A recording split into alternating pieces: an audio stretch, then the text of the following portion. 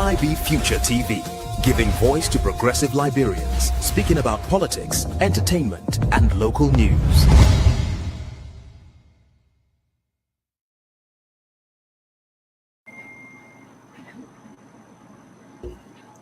Good afternoon, good afternoon, good afternoon. Welcome once more to the Monday edition of L.I.B Future TV in collaboration with Kia Radio 95.9. Good afternoon to you all out there on Radio Land and all of you out in social media, our Facebook, YouTube pages. I want to say welcome to you all. It's going to be a great interview. We have an exciting young man in the studio today, and we're going to give you a really, really good show. All right. But first off, as you know, we always start off with our dear sister Lavetta, and she's going to bring us up to date with the news and everything that's been happening in our 43,000 square miles. Lavetta, good evening, and you take it away. Good evening. Good evening to you. Good evening to all our listeners out there. Welcome to L.I.B Future TV News Updates. Police describes the 90.2 million cocaine seizure as a direct threat to national security, calls for independent, credible, and transparent investigation. Alternative National Congress political leader Alexander Cummings says the $19 million United States drug bust reportedly seized at Roberts International Airport is not just a criminal matter, rather a direct threat to our national security. In a strong-worded Facebook post, Cummings said the narcotic test of integrity of Liberia's governance institutions and the very foundation of its socio-economic future. According to Cummings, drug trafficking has around the world destabilized nations, corrupted public institutions, fueled violence, destroyed communities, and crippled economic progress. He noted that Liberia must never be allowed to walk that dangerous path, adding that the Liberians people have endured too much suffering in history to permit criminal cartels and transitional drugs syndicates to infiltrate our public institutions. At home, drug trafficking endangers our youth, families, and communities. Abroad, it risks eroding investors' confidence and damaging Liberia's reputation among allies at a time when we desperately need trust, investment, and cooperation to grow our economy and create opportunities for our people, Cummings stated. The ANC political leader asserted that even more alarming than the seizure itself are allegations of possible collusion involving individuals within or close to the corridors of power, including elements of our security and investigative agency. He argued that while allegations are not evidence and every citizen is entitled to due process, the gravity of these claims demands full transparency, professional investigation, and corporate accountability.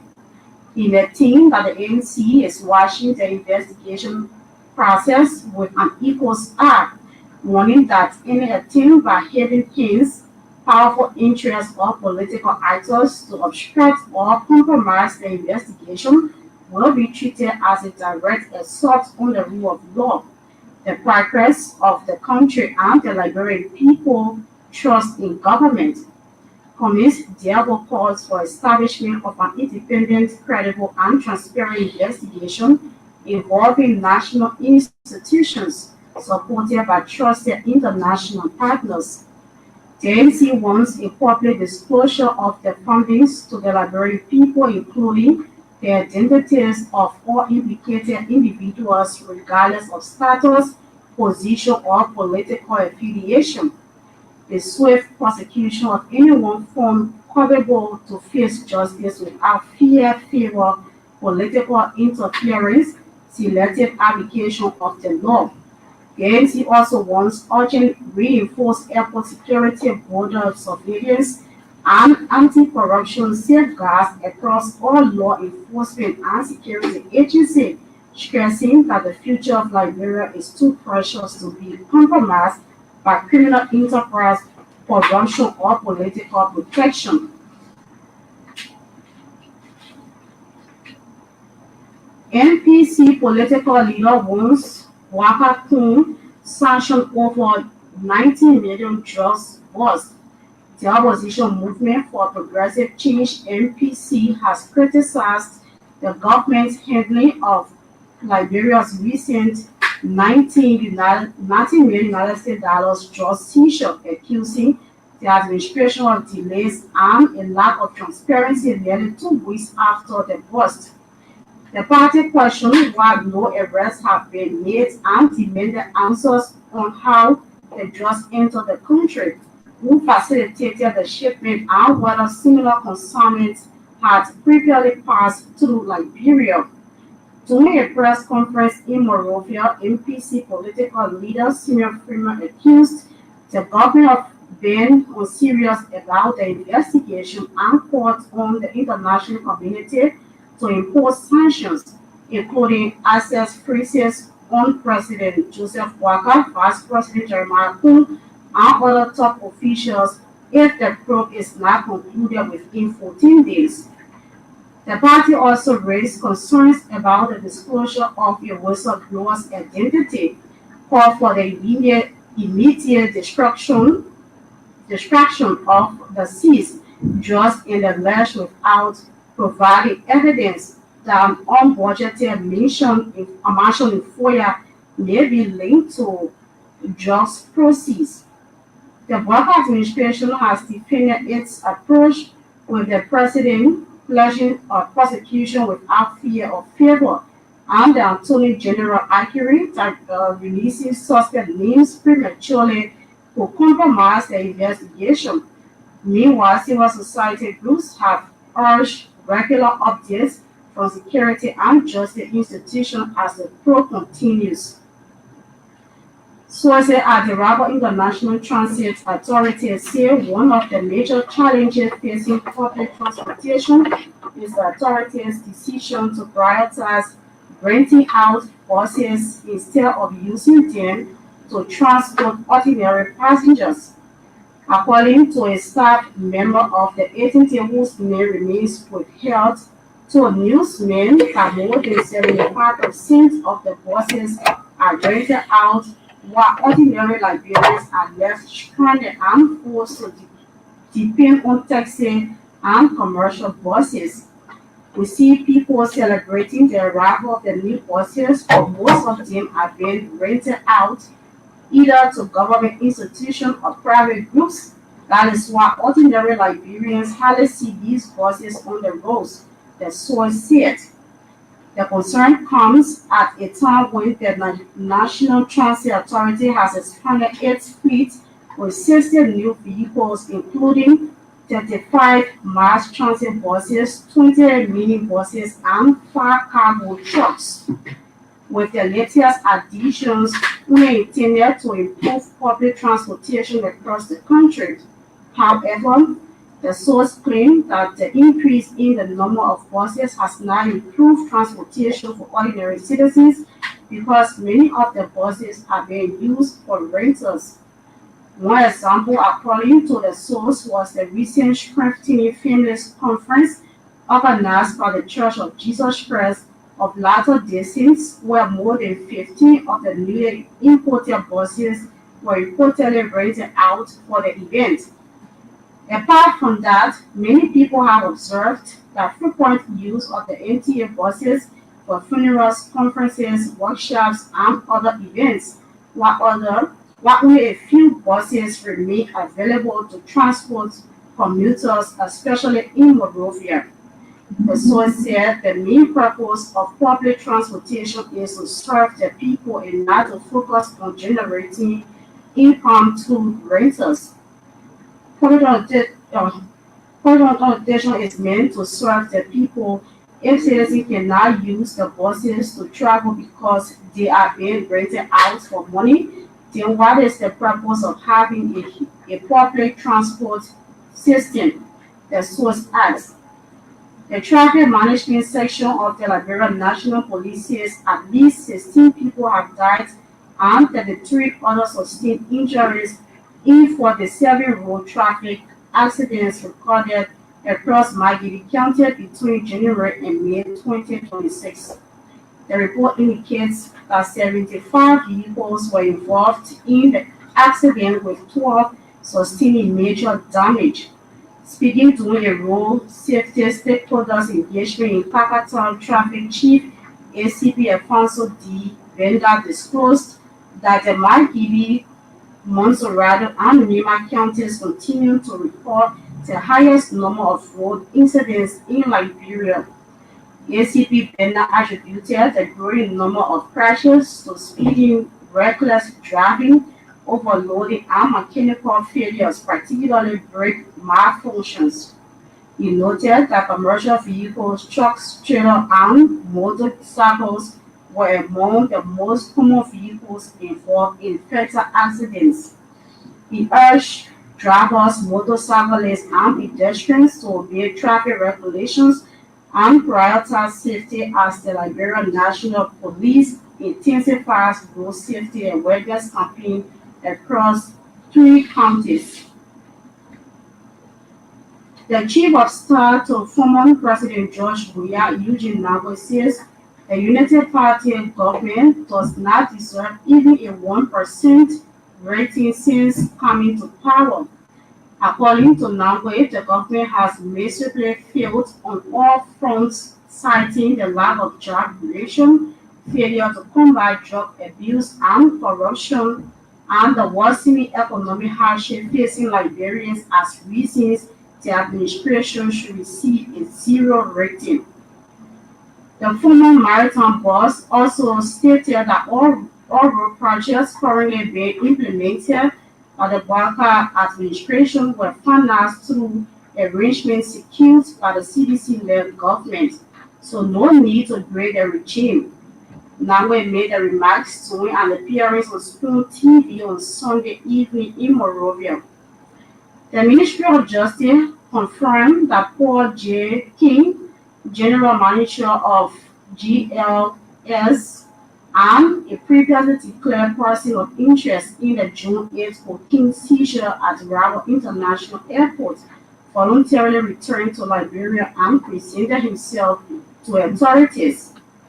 According to a Ministry of Justice statement issued on June 21, King is now in the custody of the Joint National Security Investigative Task Force and is assisting investigators in their ongoing probe into the seizure of approximately 237.6 kilograms of cocaine at the airport. Authorities say his cooperation is expected to help uncover the network of individuals and entities allegedly connected to the importation, concealment, transportation, and attempted exportation of the narcotics. The ministry emphasized that King's status as a person of interest does not amount to a finding of guilt, but assured the public that he will be afforded all legal protection guaranteed under Liberian law, including due process and access to legal counsel. Meanwhile, the government renewed its call for all remaining persons of interest in the case to surrender to investigators, warning that efforts to locate and apprehend outstanding suspects remain active both nationally and internationally. The ministry said it will continue to provide updates as the investigation progresses. And shame on Nyomli and others, Grand Basel University students blast lawmakers over delayed bridge projects. Several frustrated students of Grand Basel University in Buchanan have criticized the Grand Basel Legislative Caucus over the prolonged delay in constructing a bridge leading to the university campus. Speaking to reporters on Monday after flood water covered an alternative crossing path and prevented students and faculty from accessing the campus, The students expressed disappointment over the condition of the bridge. The frustrated students blamed the county's legislative caucus for not giving much attention to the project despite of their influential roles in the legislature. According to them, the project has remained unfinished for more than 10 years despite reports that millions of dollars have been allocated for its construction. She on the Grand Bazaar caucus, we are suffering here and they do not care about us only themselves. She on all of them and aggrieved students stated. According to the student, commuters and university users continue to rally on a weak-wooded bridge while repeated calls for a permanent structure have gone unanswered. The student accused county lawmakers of failing to prioritize the project and alleged that corruption has contributed to the delay. They are calling on the national government, particularly the Ministry of Public Works, to intervene and ensure the construction of a durable bridge linking the campus to the main road. The students say completing the bridge will improve access to the university and boost transportation and economic activities in nearby communities. That was the latest news update. My name is Rebecca Davis. Thank you. Thank you so much, Lavetta. Thank you for that brilliant presentation. We appreciate you. And we'll see you next week. As you all know, L.I.B Future TV comes to you weekdays, Monday through Friday. And this is the kickoff show. This is our Monday edition. And we come to you with everything Liberia, okay? So share the show. If you're listening by radio, please post somebody closer, turn up the volume a little bit, and let's talk about our country in a patriotic and in a very change-focused way. So today we're going to have a very special guest as we gear up and get him ready. We're going to talk a little bit about some of the things that have been in the news. We're going to talk about what has been happening since the elections. We're going to talk about a lot concerning the youth. As you know, Liberia is a majority youthful population, and you cannot change Liberia without concentrating on the youth. You cannot change Liberia without targeting the youth. You cannot change Liberia until the youth in the country start to experience change. That is when true change comes to Liberia. So in order to do that, you have to not only target the youth, but you have to involve them in the change process. Knowing that fully well, we decided to bring one of our youth leaders on today to discuss everything Liberia. So he will be joining us here momentarily, and we will be discussing such things. So stay tuned as we get ready to go. So all right. So there we go. We are live. We have audio. We have visual. So, ladies and gentlemen, please welcome to the platform, Mr. Aliyu Kiedi. Sorry, the spelling is very close. Mr. Aliyu Kiedi, the youth chairman of the Alternative National Congress. He is joining us here today, and we're going to be talking Liberia. Welcome, Aliyu. How are you doing today? Thank you, Mr. Parkmore, and thank you to the Care Communication Network for the space. And like we say, God money us. That only God carry or in the country. Yes. Unfortunately, we did not vote for God. And God does not collect a paycheck off of the citizens' dime every month. If God were collecting paycheck every month, we not have no problem. You know, Oh, yeah. yes. Oh, yeah. Unfortunately, no. Our $1.2 billion is being controlled by individuals that were elected to do a certain purpose. And until they deem it necessary to do those things, we'll keep on their backs. That is their job. And that is ours. Ours is to hold them to the fire, hold their feet to the fire, and keep on their backs until our job is done. So welcome. Tell us a little bit. Want to know a little bit about Ali Kiedi. If you can give us a little bit about you. You know, where you grew up, where you went to school, and how did you get involved in politics, man?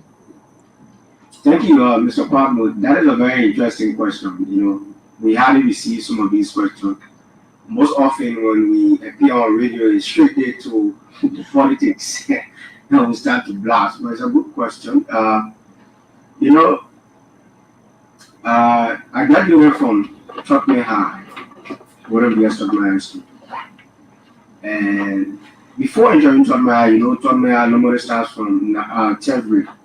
So we're at the Agnes, right behind the Tottenham High building. We used to get Eagling there. So I started Eagling, and then we graduated from Eagling in 9th grade. We had to move to the big building, Tottenham High. So when you talk about, you know, the category of people in our country, precisely that tend to talk about people who cannot afford private tuition. So I was on the old room, and I can practically tell you all the shortcut from old room to Tottenham to actually we walk. Yes, we walk. And it used to be fun, it used to be interesting, and most of the time, you know, some of the Tottenham High veterans, some people who used to feel sorry for us when walking along the main road, they would give us lift. You see us fighting, getting people. But it was all a very interesting time. We persevere. I was involved with the student Ujama movement in Tottenham High. That is a student-based political party. Most often, it used to be very intense because University of Liberia students used to go on our campus and recruit people from the political parties on campus, SUP and the Student Jama movement. And what also added to that was the fact that certain building on the campus was being used by University of Liberia. We used to see some University of Liberia students attending classes on Tottenham High campus. So most often when we into our election agenda, election time, they will come and teach all these radical ideas. In Tottenham used to be very radical. We used to protest for chairs when there are no chairs. We protest when the roof is leaking over the building. We protest. Teachers are not paid. When teachers are protesting, they use the students. We will walk, and when the teacher of our students see us by that time, they will leave their place, and their parents will be running on to our campus. They say, "Come here, student, and come outside again." So those are interesting times. And I left from Tottenham High when I graduated in 2013 school year. Went to University of Liberia, and then I was in University of Liberia when I took Stella Maris entrance. So I went to Stella Maris and did civil engineering, and we left Stella Maris. But at Stella Maris, at the time, there was a guy, the late Vani Jassy. He was the last president of the Student Representative Council on Stella Maris campus. And our party is the Student Reformist Movement on Stella Maris campus. So during our time, I became the first president for the Student Representative Council on Stella Maris campus after Sister Mary Lauren Brown shut down student politics. Because it became toxic to the extent where students started to threaten to burn down the building because of the conditions that were on the campus back then. But after that huddle, we came and we said, look, there is a refined student movement. We think student representation is necessary because it prepares students for the leadership outside campus.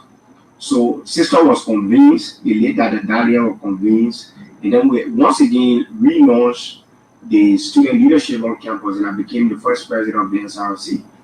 And so that been our history with student politics, university, and today we in the ANC, started as ordinary militant in the ANC.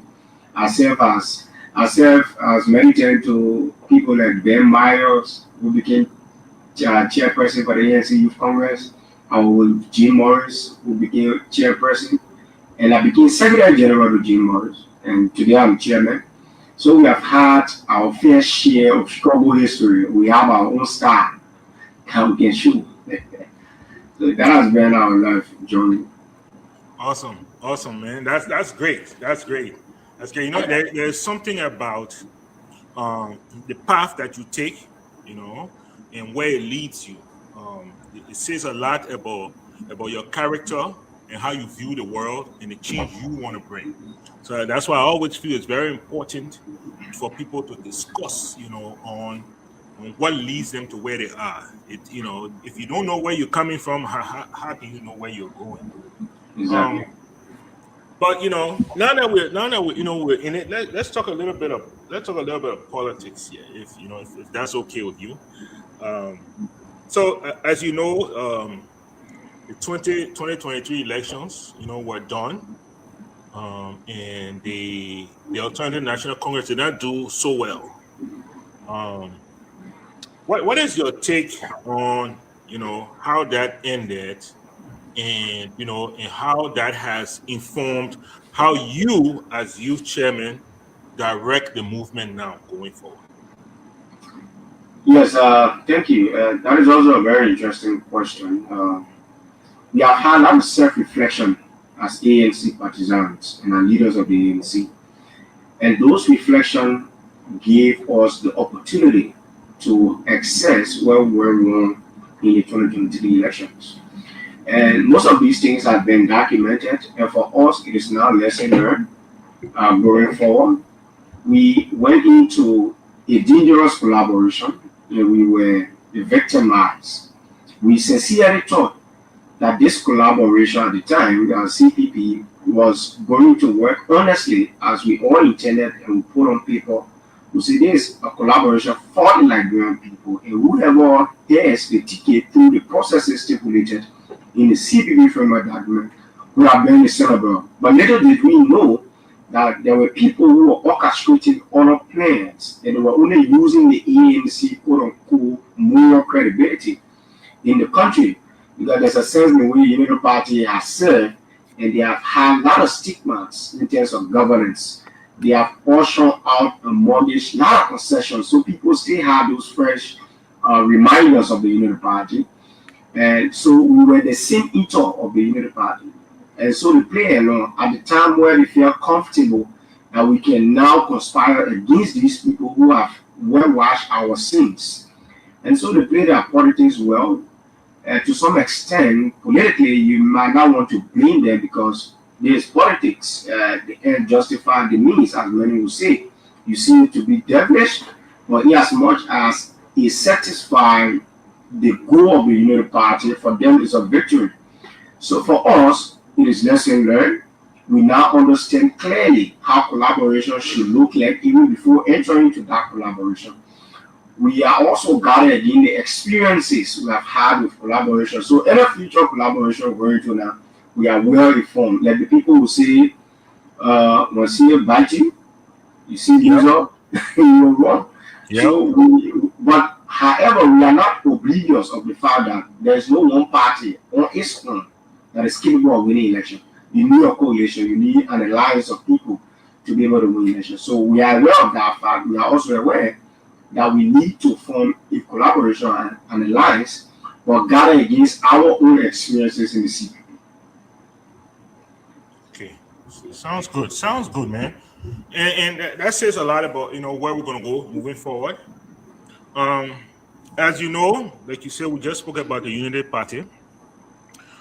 They came out as the eventual winners of that contest, those elections, and they've been governing now, you know, for close to 4 years now. We're about to clock now, and we've seen a lot. So in terms of, let's just start with the youth, with employment, right? What's your view of what you've seen in the last 3 years when it comes to this government in youth employment? This government on the question of youth employment is a disaster. And don't take my word for it. Look at, for example, the MCC school card. You have employment opportunity at 9%. That is problematic.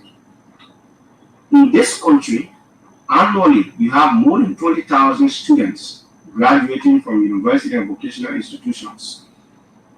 When they graduate, they fall right into the unemployment line. This government does not have the answer for unemployment in the country. And I'll tell you why. Mr. Kumis recently attended a CEO conference in Rwanda. Yeah. Any reasonable person would have thought that that is the place you want to see the Liberian government or representation of the Liberian government. That is the place you want to see our Bureau of Concession. These are places you want to see government pitching ideas and presenting economic climate for the country, making the case of the country. You don't see them to these kinds of places.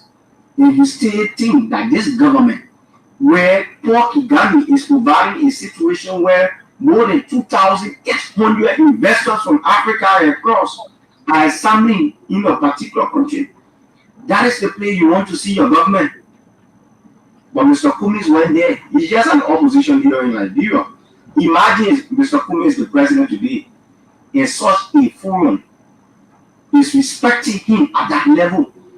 You wouldn't need 10 of those investors over there to come here and Liberia unemployment crisis is over. Yeah. So this is what we've been telling our people, that this Coco and MEC leadership from one party of bad leadership to another party of bad leadership is only going to create a vicious cycle. That the real issue will be given the second place while the politics take premium in the country. And if young people will think that the Unity Party has what it takes to create jobs, because what is job creation? The first thing you want to have a favorable economic condition in the country, because look at the recent U.S. Economic climate report on Liberia. When investors want to come to your country, they first read these international reports. Yeah. And if it is not suggestive of the fact that your country is good for investment, they won't bring that investment to Liberia. Those who will insist on bringing the investment with you have to compromise with them so that they benefit in a way where under natural circumstances, those things will not happen. So you mortgage the country to foreign interests and donors. So unfortunately, we are where we are. But our people have it in them to correct this mistake come 2029.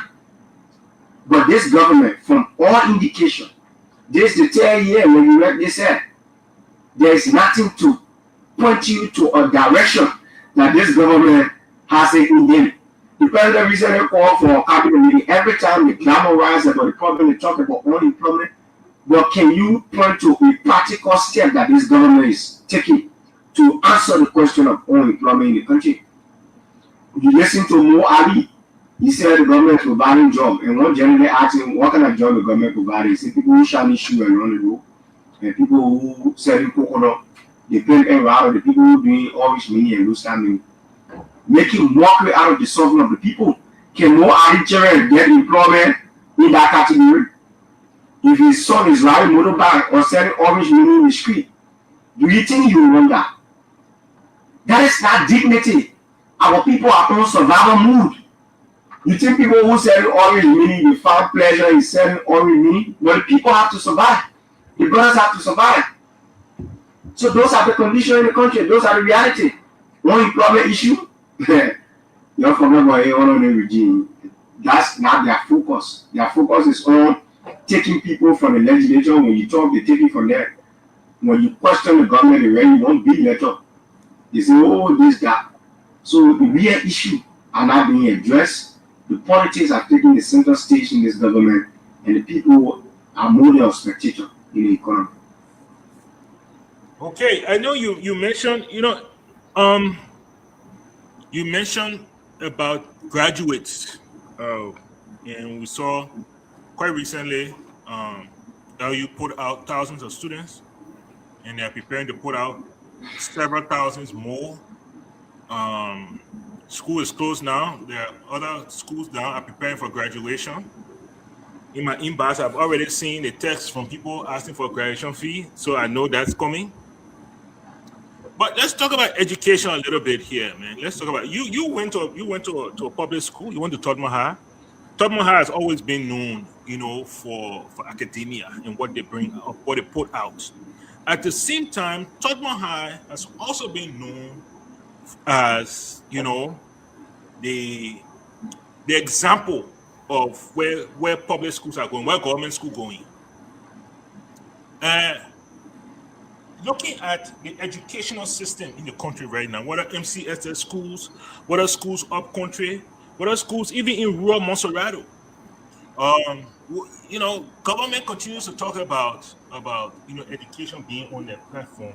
But what have you seen among the youth when you talk to the others in high school, in college, in LU?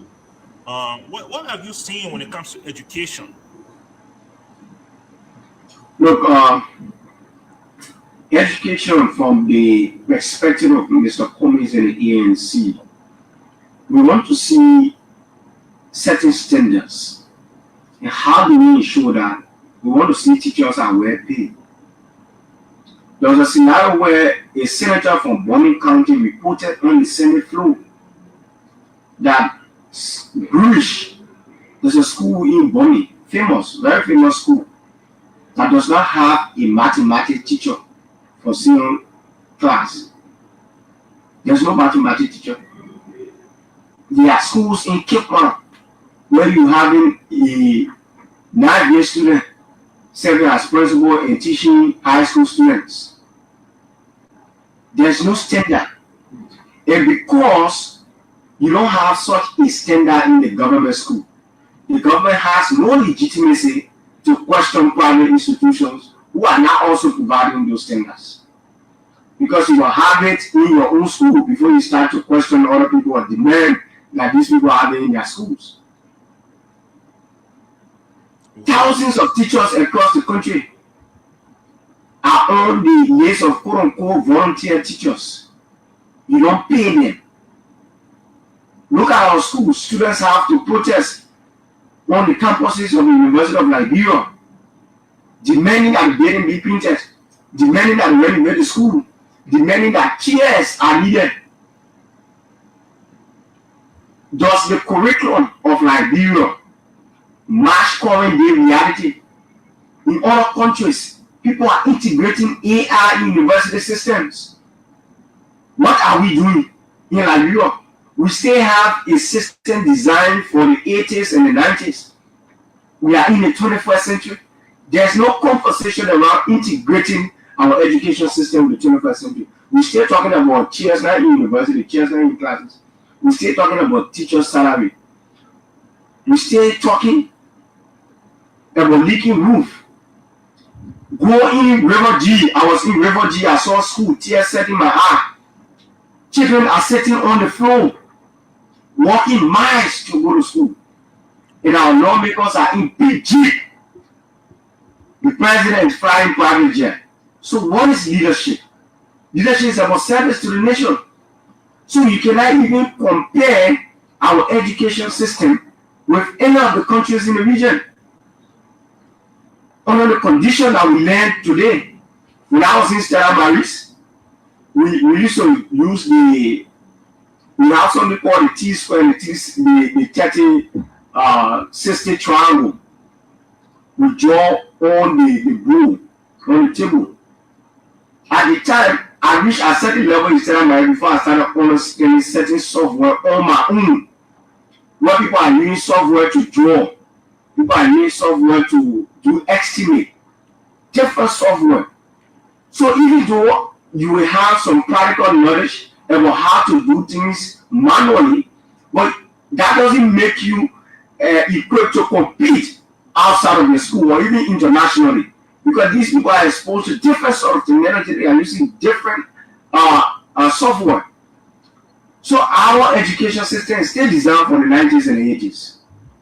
But even at that, do we still have the conditions to deliver education at a level where we can say, yes, we are proud of? Those schools that are trying today to provide certain level of quality education. They are very expensive for the average Liberians. There are schools where people pay 6,000 USD for kids. There are schools where people pay 25,000 USD today. An average Liberian cannot afford that. How much you think civil servant making in the country? The people say the minimum wage is 150. And if you want your child to get quality education, can you afford a 6,000 USD school fee? Your whole salary per year can't reach 2,000 USD. Talking about let's say 3,000 USD. Talking about 6,000 school fees. So education there's still a big gap and need for improvement. So there's no one sector in Liberia you can beat your chest and say this sector is okay because of the governance in the country. We still have mess up system in the country. There's no system in Liberia. No system. Wow, man. Okay. So before we go on, to our audience here, this is L.I.B Future TV Monday edition. You are listening to your humble host, Michael Padmore, and today I have with me Mr. L.I.B Future. He is the youth chairman of the Alternative National Congress. He has been talking to us from a perspective of the youth in the country, and he shared a lot with us. So we're here. Please, if you are on social media, please share the show. And if you are listening by radio, please turn up your volume a little bit and draw somebody closer as we continue here. So Aliu, if I may continue,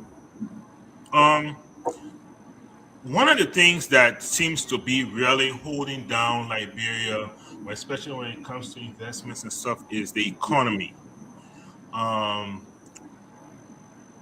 I stated before, I brought you on that any change that will come to Liberia will have to involve the youth. The youth make up a majority of the population. We talked about education. We talked about unemployment. If people are coming out of college armed with a degree and do not have the ability to be employed, what are the options when it comes to starting a business or doing something, to kind of share the economic burden of the country? What's happening out there when it comes to youth and business and starting a business and participating in the economy? What's happening? Tell us. Jokingly, someone said to me, if you went to school in Liberia, yes, you are at liberty to study whatever. But upon your graduation, when you enter in the real world, Liberia will give you what Liberia has. Not necessarily where you go study in university. So I've seen BSc who are riding motorbikes. And I was shocked. I said, really? He said, yeah, they've been riding keke. But the man who study something serious at the university. So there's no potential for growth. This country is so small. Our natural resources can create an environment that every Liberian will be able to shine. But where we are today, we are surviving. That's why we say go money up. It's not easy. There's the average Liberian man on his own cannot pay rent, pay school fees, when he say take care of his medical bill on his own without asking people. So the country, the easiest job you can get in Liberia today is to be security man for $50 US every month. If you want to be security man, just join one private security firm. That's the easiest job. You get $50 per month. You stay in the cool every day when pneumonia catches you. If you get family who is very that can support you, you're going to die in it, unfortunately. Or you go teach one school where will pay you $5,000 every month. There are teachers in the country who make $5,000 liberty, $6,000 liberty. Those are the easiest job you can get. You become security man, or you go and start teaching. Or if you can ride motorbike, you find somebody who is able to buy you one bike for work and pay. Look at the avenues where Liberians, the sectors that are available for Liberians to shine. Those are not things that any reasonable person will say, I want to go to school tomorrow to come and start riding back or to be private security to earn $150 or $50. A man who is earning $50 every month, what future do you think that man has with family, with children to take care of? So the country itself is a difficult place, and our leaders don't have empathy for us. So you go, you learn your thing.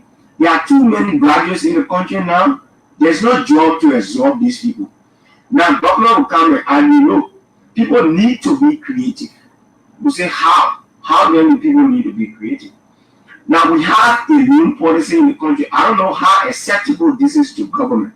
If you want to school, you did business, and you can't develop a business proposal, you have these great ideas. To get grants from institutions, especially banks, it's kind of difficult because you have to present some kind of collateral. If there's no collateral, banks will not give you money. Even if you manage to get one of your uncle or your auntie or your pa to give you some land or property as collateral, the condition for the loan is problematic. Banks will give you money today. The next month they expect you to start paying, to start servicing the loan. How do you establish business in 1 month and start servicing the loan in the same month? Wow. If you are doing import and export business, maybe you are exporting things or importing things from China. Naturally, sometimes it will take more than a month for things to leave China, or a month for things to leave China and come to Liberia. So if you took money from the bank and you using it for businesses in China, the moment the goods arrive or your goods might be on shape, and they start asking you to start servicing the loan. That condition already position people for failure. And you say, oh, Liberians can't pay money back. No. You allow the business to strike. Maybe the minimum or let's say the maximum 6 months. Give it to Liberia and say, if you take loan, we give you at least 6 months to establish your business so that you know how the business is running. But you can't get money immediately from the bank and the foreign money say you should start servicing the loan. You don't even understand whether the business has settled, whether you have started hiring people to come and assist you, whether you are getting your customers, whether people are paying.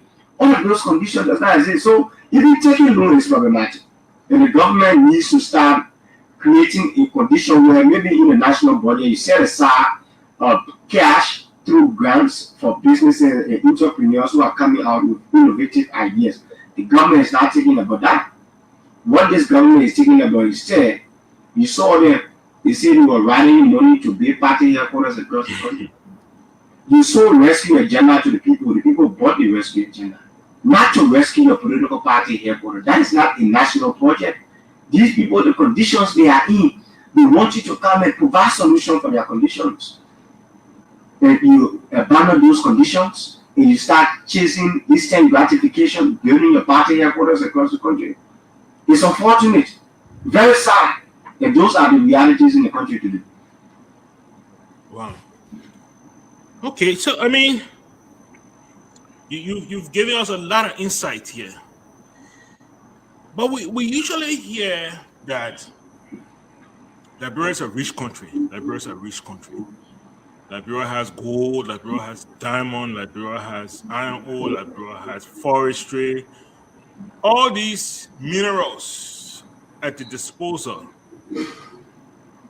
What is happening, man? How can we think that Liberia is so rich and yet the youth in Liberia continue to struggle at the level at which they are struggling? You know, there's nothing wrong with our soil. There's nothing wrong with the natural resources in Liberia.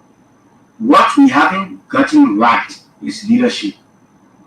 You know, I was in a conversation in Yucatan, and I asked an elderly man who were talking about the rescue of Joseph Boakai government. I said, if you have a 2-year-old child in the house, can you leave that child with your 85 years old father to mind the child and you're going out in the morning to work?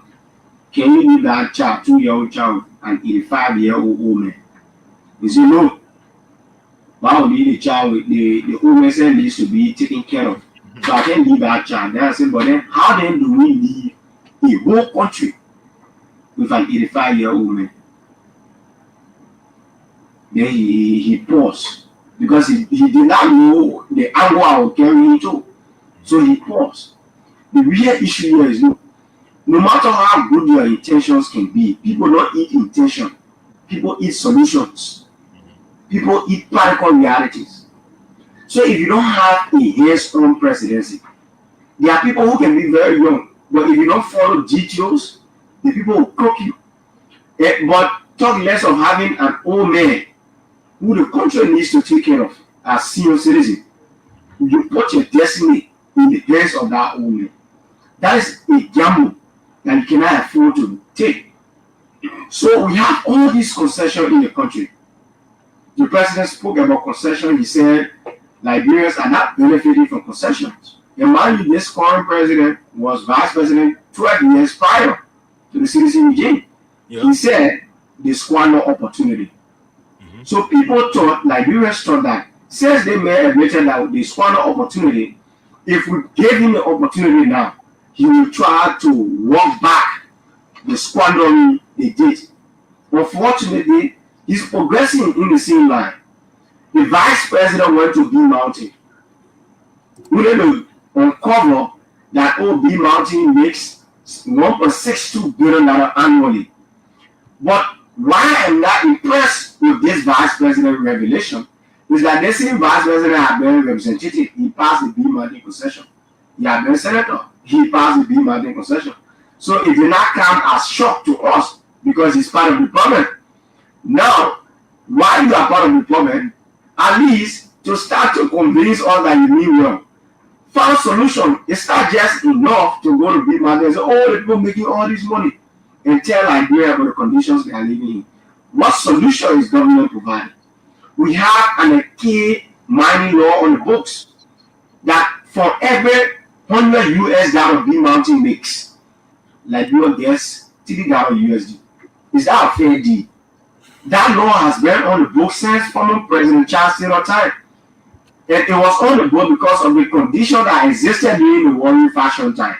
Because companies were practically taking risks to come to Liberia under those sort of conditions. And so they managed to come because if you build money in one warring faction, then you can take over the mine. But after the war, you still maintain that archaic law. And today, President Mbaka is still proceeding in that regards. The same is true with Asido Meta. Asido Meta is taking all those natural resources. These are resources that cannot be replenished if you take them out. So you leave the scar on the country. These people are making billions of dollars when they get the country chicken change. What then do you expect the citizens to do? We all cannot be the decision maker of the country. That is why we contracted few Liberians to supplant governments. We say, come and be the president for all of us in the country, make decisions on our behalf. If you make bad decisions, and this precisely to the young people, if you consider the age of President Mbaka now, he might probably not be here in the next 20 years. Definitely. So whatever decision he takes today is going to affect my generation more than it's going to affect President Mbaka's generation. That is why we are vocal and talking on this issue. Because the bad decision they make today, the bad concession, is going to affect me. My generation is going to pay for it daily. So these concessions are being mortgaged out to foreign interests. And when you mortgage your natural resources, and they go out there and start begging institutions, I beg you, World Bank, please give your money. IMF, please give your money. Our government official and our president should be ashamed. You have resources that can practically turn the country upside down overnight, develop this country.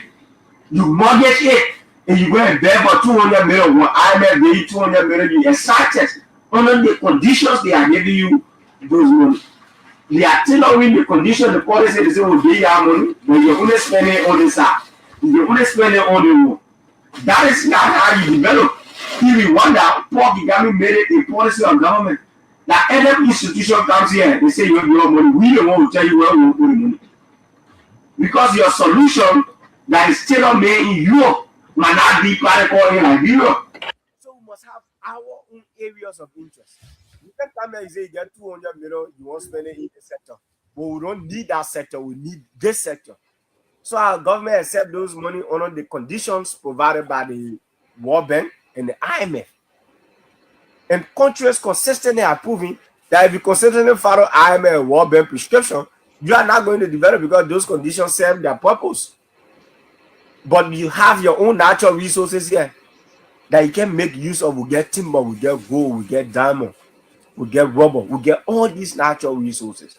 When we are mortgaging them to foreign interests, our lawmakers are benefiting, the presidency is benefiting, while the people remain poor under these conditions. The same condition that the party people say, oh, these conditions are unacceptable under the CDC.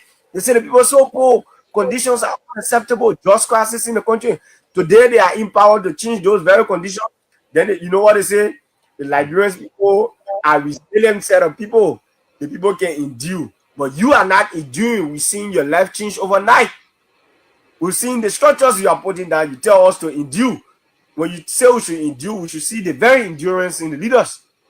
But you can't be living big and you say the people must endure. No, we did not elect the president to make him millionaire. We elected the president to change the condition of the people. So if the condition of the people remain static and even get worse over time, and the president living condition has improved dramatically overnight, then you say the president is in the interest of the people. Let's stay on concessions if we may. Quite recently, we saw the EU representative to Liberia. Certain statements were brought to the public. She didn't even make those statements public. Those were private conversations that she had with government officials, as well as during an investment meeting concerning Liberia. And those statements were made public by certain individuals, and we saw the government basically expel her from the country. Let's just say what it is, okay? If a government wants to expel you, the government will not just expel you. They will reach out to the host, to your host nation and ask them to recall you.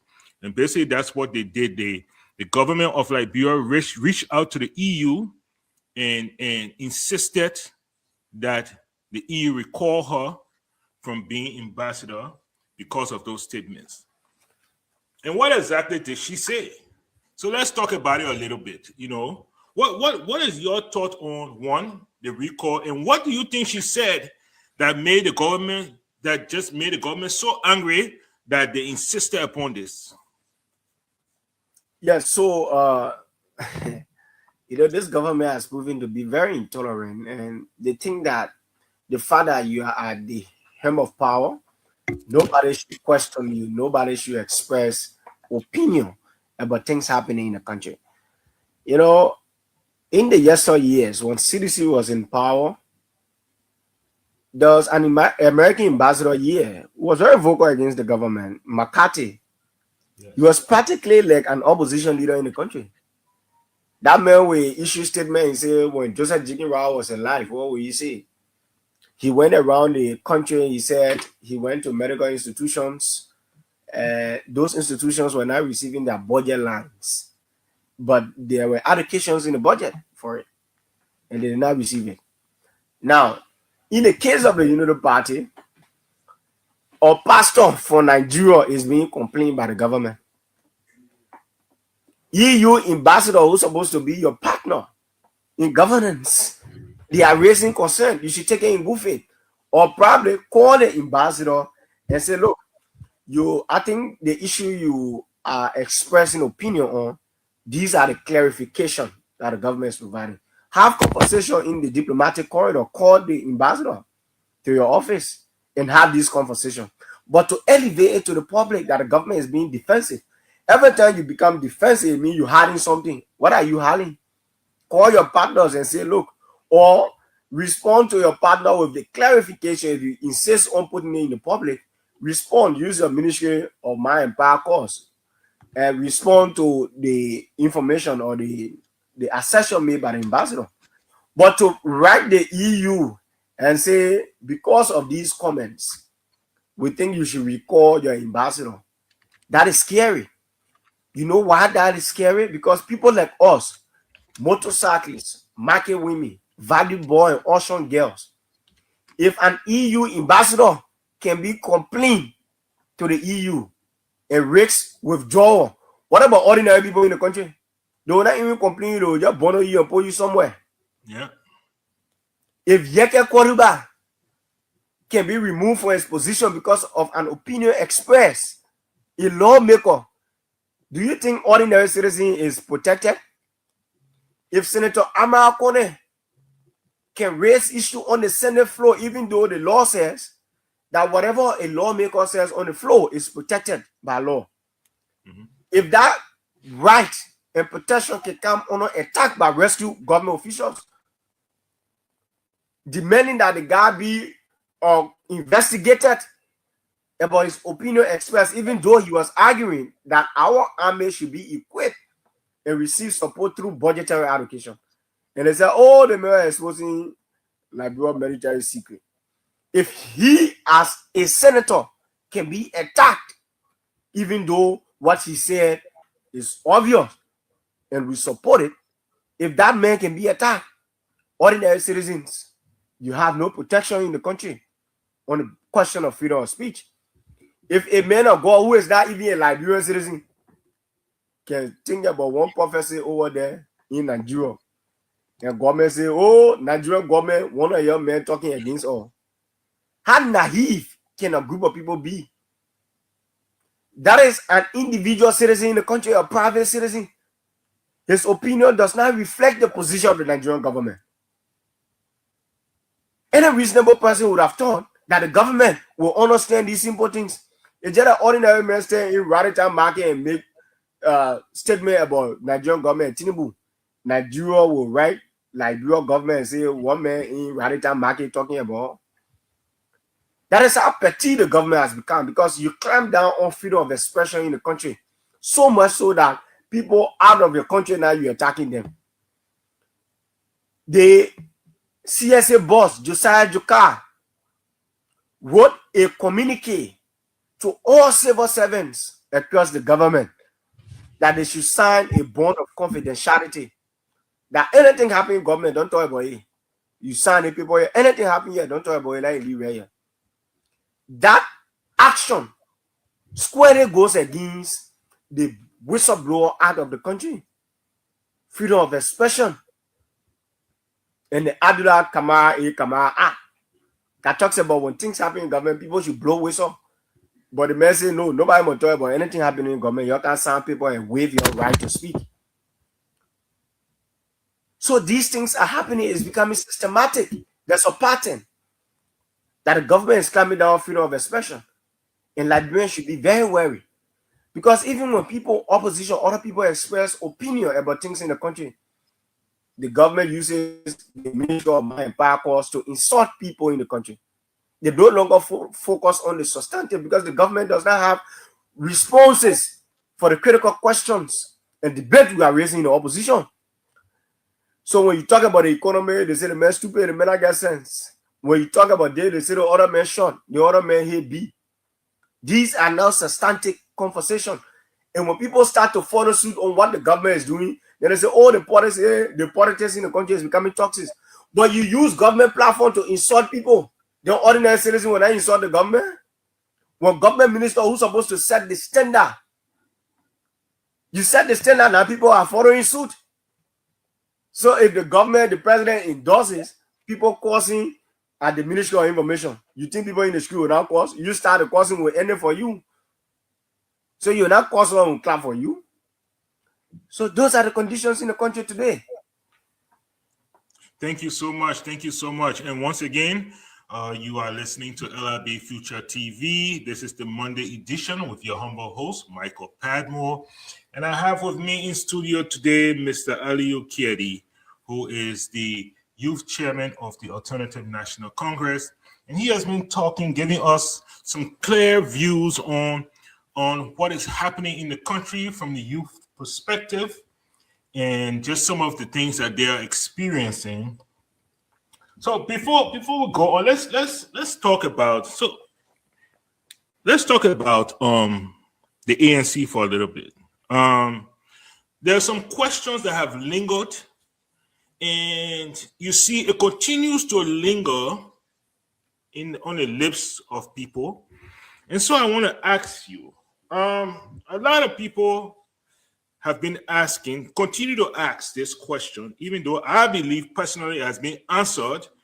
But some people continue to ask. So let me ask you.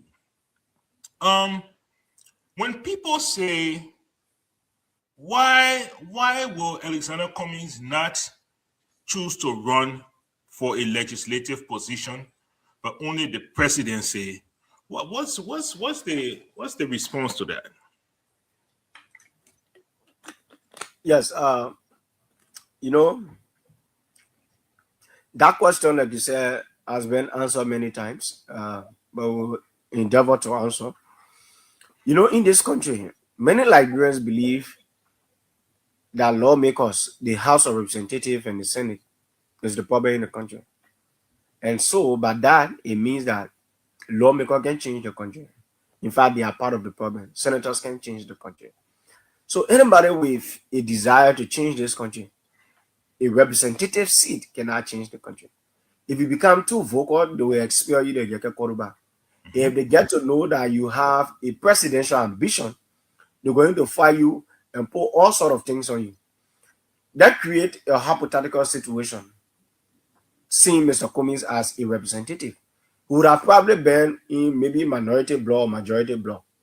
Maybe all of them are going to be in that fanatical thing. And maybe all of them are going to be in the capital building burning situation. Maybe all of them will be passing the mountain concession, or he will abstain. Then the vote will stay half away. So, only one seat in this country that can transform this country, and that seat is the presidency. Any other thing is a waste of time. Even the vice presidency is a waste of time. Yeah, the current president said he was a park guy in the garage, meaning excluding himself from everything that happened. He's not taking responsibility because you are not fully involved. His decisions only came as, okay, I hear you, but I will still do what I want to do. That's the essence. So the vice presidency job is a do nothing job. The only time you do something, if the president say do this one, if he doesn't, you don't have anything to do. Even the current vice president admitted, right? So nobody can change this country with the mindset Mr. Cummings has to transform this country, precisely the economy, and give our people job, give our people decent living. A representative can do it. You propose that thing on the floor. Imagine Mr. Cummings is a representative for District now or District 10. And the region speaker say, oh, that man at ANC man who listening to him. It becomes practically impossible to have your way, because they know you're doing these things to campaign on them for election. So they're practically going to fight you.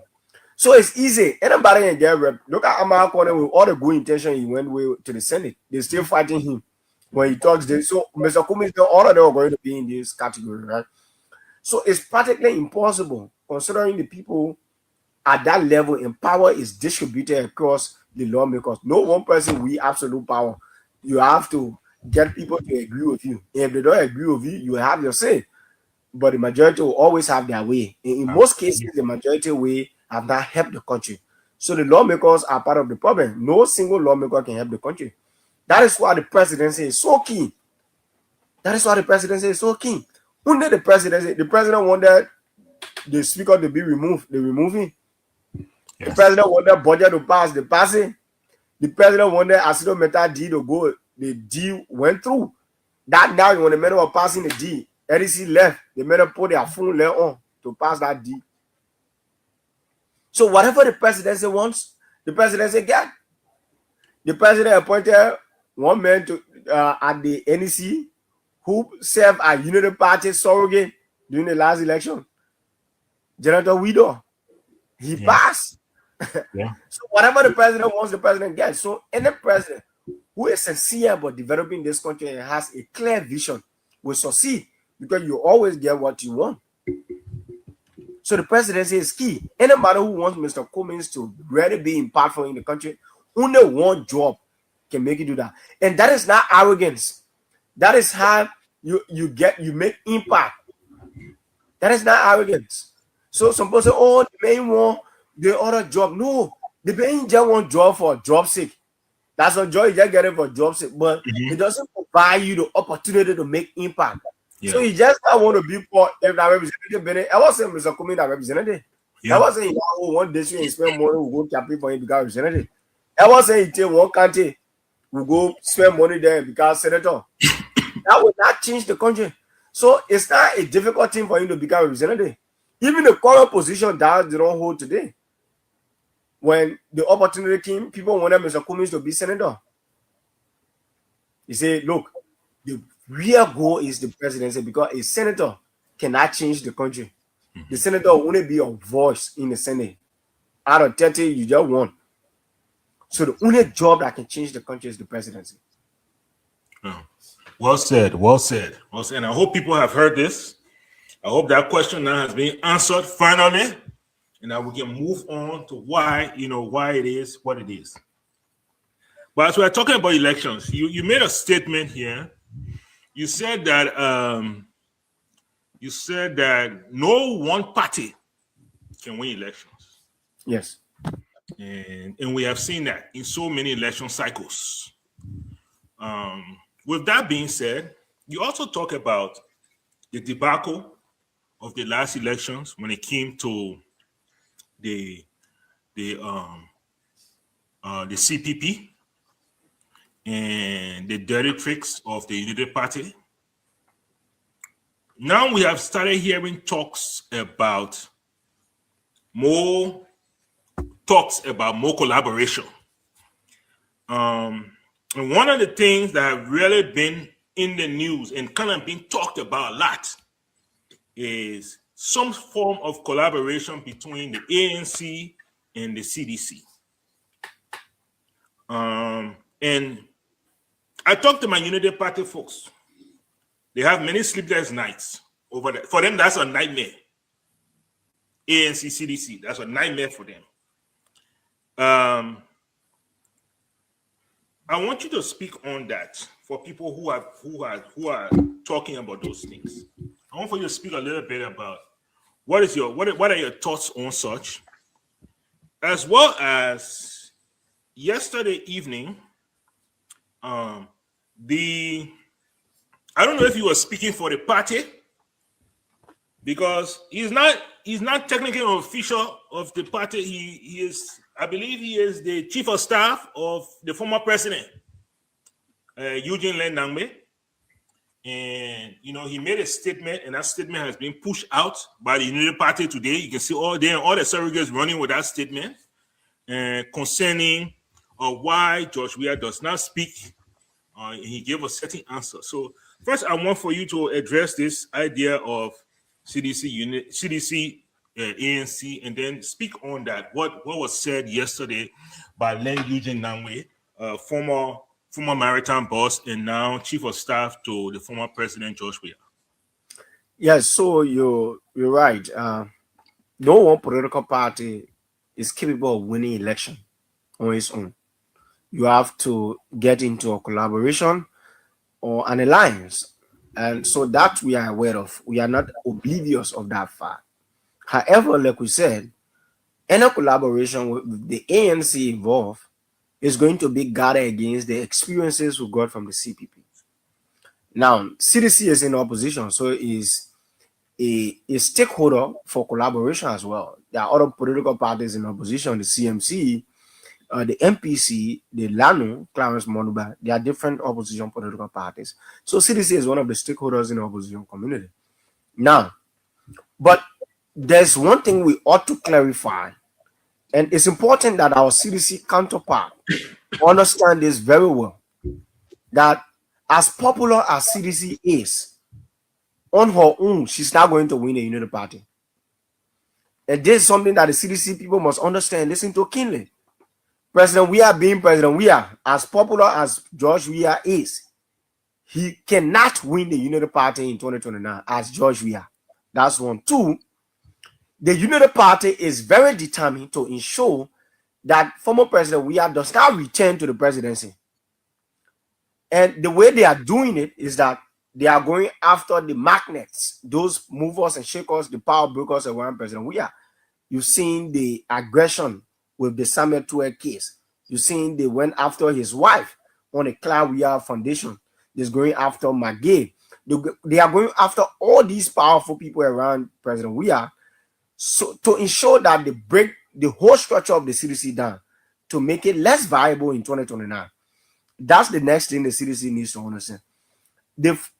Additionally, what the CDC needs to appreciate is that, look, because one party cannot win an election, the CDC does not have an incentive for other political parties to rally them comes 2029, because the CDC history with other political parties who got in a coalition with them was not favorable. They did not live up to the agreement, according to the late Senator Prinwa J. They did not live up to agreement with certain actors and individuals within the NPP.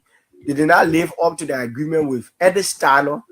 Because of those history of not living up to agreement with certain actors, there's no incentive on the side of the CDC to convince people that come this time around, we're going to live up to our commitment with you.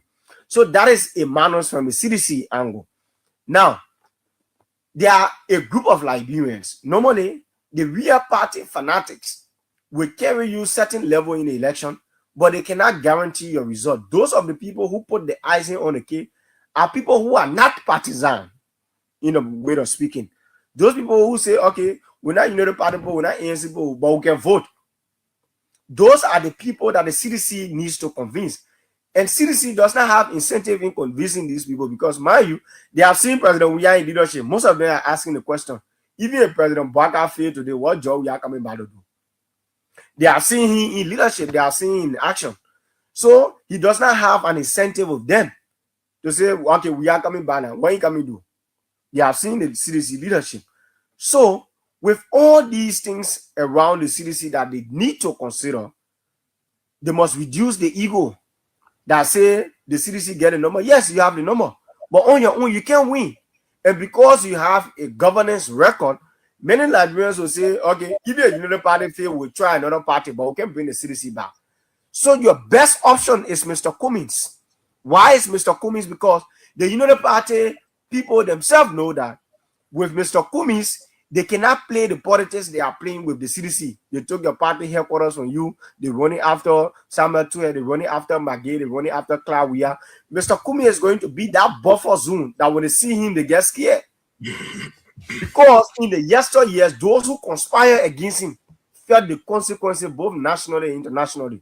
So with Cummings being the shield of the CDC, CDC can leverage that and come back to power, but not with the face of George Weah. Because for George Weah, people have seen him in leadership. People have seen him govern. So there's no incentive whatsoever with the CDC. You have your natural base. Sedition will not find it difficult. Sedition can support any other person except the United Party. So they will not find it difficult in supporting the ANC and Mr. Cummings. But with George Weah being the head of any opposition ticket in 2029, that ticket will fail. Because for all the other reasons I mentioned, they don't have incentive in running other opposition party. Nobody trusts the CDC negotiation because they mess up agreement with other people in the past. They have that record. And today, Liberians who are saying if Baka fails, George Weah is not the answer. You can replace one group of people who you think failed in the yesteryear because Liberians took it from power because they weren't satisfied with the results you deliver. So they can go back to you. They prefer to find an alternative. And that alternative, Mr. Cummings, if the CDC fail to support Mr. Cummings in 2029, they will ultimately lose the election. If they lose that election, it means the CDC will be disbanded because they will no longer have Weah to come back. So it is in the best interest of the CDC. Put aside that thing about we get a number. Yes, you get a number. But the legitimacy and the credibility in the eyes of other Liberians, you do not have it. Mr. Cummings is your shield to come back to power. It's your only way. You say, okay, yes, Cummings didn't get a number, but he has the president, he has the credibility, he has the face internationally that people can say, okay, the other CDC that different CDC will see Cummings in front of A. Or the other opposition that different opposition will see Cummings in front of A. We're not seeing former President Weah. A President Weah could be a power broker. It could be a key influence in the decision-making comes to now. But on the CDC, they come by and they say they bring president. We are, yes, they might be very formidable in the election, but it is not enough to guarantee victory. The best option of the CDC and the opposition is to rally around Mr. Cummings, comes to now. But you come with that thing that we get a number, yeah, you get a number, but you will not win. You will not be able to win. Because Liberians who have seen you in leadership, they don't believe you have the solution, even if the other people in power today fail. Okay, yes, we get a number, but the number can win. Then you get a number. But yeah, we have it. Thank you so much. Thank you so much. As we prepare to go to the phone lines, please, Tuzon, I know you are you're in studio there. As we prepare to go to the phone, we'll be going to the phone lines here on the half-hour mark, which will be in the next 5 minutes. So if you are listening and you want to pitch in and ask your questions or state your concerns and comments, please get ready to go, and we'll be opening the lines here in the next 5 minutes, so that you can be a part of the show. You are the reason why we're here. Before we get to that, Aliu, the Guinea soldier didn't stay in for ya. Yeah. Well, we have heard nothing from our government. What's going on, man? What is happening? What is happening? How? I mean, first we heard about the mansion being built in Foya that the president claimed he knew nothing about until it was almost completed. And now we hear about the Guinean soldiers. Not only are they in Foya, but they remain there, and nothing is happening. What's going on? Yeah. So, thank God you mentioned the mansion in Foya. The project in Foya is a crime scene. A crime was committed in Foya. Concrete fell from up on the land, and nobody has explanation for it. That burn people money was misused and unaccounted for in our jungle. The next thing is that President Bouaka has failed in terms of leadership. You know, I always tell people, leadership is not tested in times of convenience. It is tested in times of chaos. It is tested in times of controversy and contradictions. We have a crisis in the country. That is when leadership is tested. People left from Guinea and come and take Liberia land. That wasn't the case before. There's a problem. The government failed to go to the root cause of the issue. They failed to be transparent with the updates coming from Foya. They failed to give the people credible information around the whole circumstances. And today, it is as if the government has surrendered that part of Liberia to the Guineans. They say, take it. But up to current, there's no clear-cut message around that situation on the part of the government. That, look, our president went to Guinea. We told the man saying he's taking the land for him. And we as government will say, no contention will get the land to the man. Explain to the people the situation. Because Liberians were displaced from that part of the country. There were people who were giving testimonies, explaining their ordeals, that they spent $25,000 for the property they acquire, and the Guineans are now the one in possession of those places. Mm-hmm. What is the government doing? You have Guineans on your land. The government should come out clear and say, look, we're not able the people here, or we find out that the land actually belongs to the Guineans, or we enter into a bargain with the Guineans that because of the mining activities we have ongoing, which was not authorized or was not with the consent of the Guineans, so as a way of compensating the Guineans for the resources we took, we turn over the land to them. Explain to us, bring this situation to bear. But they are hoping that Liberians will forget this thing one morning. You know, the perception of the government that Liberians can only talk about things for 2 weeks maximum. After 2 weeks, everybody will forget. So for them, that is the case. That is not the case. We are not going to forget. Every time we have the opportunity to speak to our people through this medium, we remind our people that the government has failed to protect the sovereignty of the country. One of the oath the president took is to protect the boundaries of our country. Yes. The national sovereignty of the state. If the president feels he has flouted his oath of office, it warrants impeachment. It warrants impeachment. These are how conversations we should be having. How do we have a president? Why do we have a president? And a foreign nation is taking our land, and there's no clear explanation for the president. Explain to us, tell us, be honest with us. Tell us the truth. That look, we ain't what our Guinea. The men are too sophisticated for us. Or we want the men that are willing give us some sort of explanation to bring this issue to bear. But if you're hoping that we'll forget over there, maybe you do something like juju, everybody in the country forget. And nobody asks questions. That is not going to happen. We'll consistently ask the president, Mr. President, you are the president of the state, the commander-in-chief of the armed forces of the Republic of Liberia, you are the chief administrator of the country. When things are going wrong, you must step down and provide leadership. Give the people answer. Liberians in that part of the country are terrified with the presence of Guinean soldiers with arms. And here we are. The government wanted to take Liberians from the second Boulevard. They went there with the army, took surveillance, and harmless people. Your friends soldier men enter your country. The same vigor and force you use on ordinary Liberians, you scare. You see army men, you scare, you can't go there. Then you say, President. Now, imagine if they were telling the army men, say, the men protesting there, you're going to them from the street, you see how they'll be kicking and beating up. Your friend army men can, you're not able to go around there. Gago come when they're standing far or they showing the Guinean men and say, oh, that men and then you get your time and go back. You can go around there. Pick them off, but see how they can beat protesters in the country. Tracking protester the other day at the CDC headquarters, they naked a lady showing all breasts outside. Guineans there, you know how to do that one. But they say go for opposition leaders. They can put in all their gear and go there. They have disappointed us. They have failed to provide leadership in the state. In that part of the place, maybe future government will come and find ways to get the country land back. But from all indication, the president has proven unable to resolve that crisis at the 4-year Guinea border. Wow.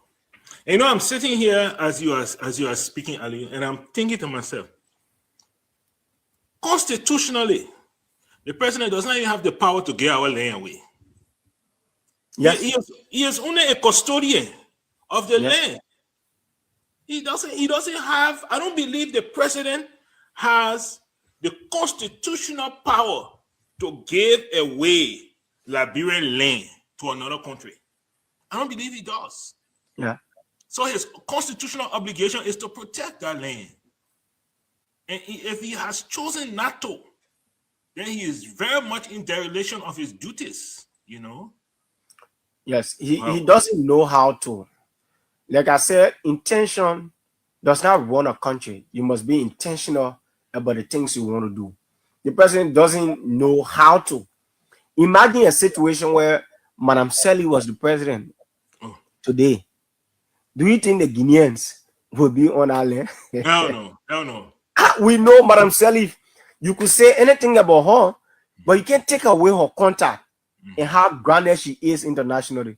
Yeah. Few calls through the corridors of power, and that man will be checkmated. Yeah. But who Joseph Boga know beyond 4 years? He doesn't know anybody. He doesn't know anybody. This man practically needed Senator Amar Kone to be introducing people to him in the state. Look, the position the former vice president said, Joseph Boaka, 12 years vice president. Just made me vice president for 1 month. I will know people across borders. I will know people across borders. When I was in the debate society, we went to Togo to debate the Pan-African University Debate Championship. I know people in Lomé. I know people in Abidjan. I know people in Nigeria. People who matters in youth and student politics. If I went to Nigeria, I will call my Nigerian counterparts and it will make things happen. Things I don't have to pay money for. That is networking. But the man is conceited. He's withdrawn. Look at the man when he left power. When former President said he left power, she established her foundation to cater to women and girls' leadership. Joy Howard Taylor established Girls Foundation. Mr. Cummings established the Cummings Africa Foundation, even when we were not thinking about politics. when President Bouaka left power, Vice President Bouaka left power, he withdrew himself and he went, he sat down to rehab and you were waiting for ego to land. No impact. No impact. You are calling people, man, you promise the thing, you bought it. You know the paper get parable for eating money. You say, you bought my ear, you put the ear in there. Wow. Yeah, that kind of parable there. So you've seen this old man. You can point to anything as a legacy for this old man outside of government job. All the 42 years the boss himself show a legacy that he has built, a brain he has built for himself. He said, this is the impact this man left behind after 42 years of government. You can point to anything. Then there's the man we have entrusted. Look, we're in the boat now. We just have to find means to save ourselves and wait for 2029. We're in the boat now. We just have to find means to save ourselves till 2029. You are listening to Liberia Future TV in collaboration with Kia Radio FM 95.9. And this is your humble host, Michael Padmo. And today I have with me as my honorable guest, Mr. L.I.B Future, the youth chairman of the Alternative National Congress you've been listening to. Now, if we can, Mr. Producer, if we can go to the telephone lines, if you can announce for us the numbers, if we can go to the phone lines, and let's hear for some of our listeners out there on any questions they might have for Mr. Kedi or any comments or concerns. All right. Let me say thanks to our panelists for today's edition of the L.I.B Future TV. Number to call if you want to be part of the platform tonight, this lovely, cool Monday night. 0777 959 959, 0777 959 959, or Bella still 0881 871 670 are the numbers to call and then talk to our panelists for today's edition of the program, the L.I.B Future TV. 0777 959 959, or better still 0881 871 670 are the numbers to call tonight. Okay, we go to line 1 and talk to this person. Good evening and welcome. Yeah, good evening. How are you? Your name calling from where? You sounding low. I'm Josh Mandel. I'm calling from 17th Street. All right, George, go ahead. Yes, I just have a little comment to make to the studio guest. Okay. You know, Mr. Kumi is a renowned Liberian, and we don't think he's a bad person.